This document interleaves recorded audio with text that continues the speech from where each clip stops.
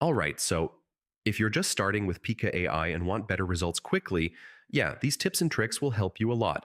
In this video, I'll show you simple but powerful ways to improve your videos. First, quick idea.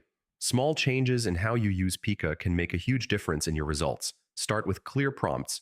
Don't overcomplicate things, just focus on one idea at a time. Next, add details gradually. Start simple, then slowly include things like style, lighting, or motion.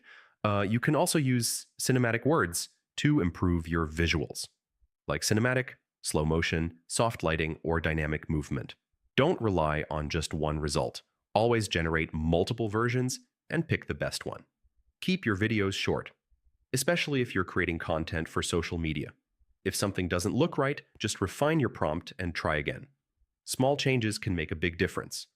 You can also enhance your videos using editing apps by adding text, captions, or music.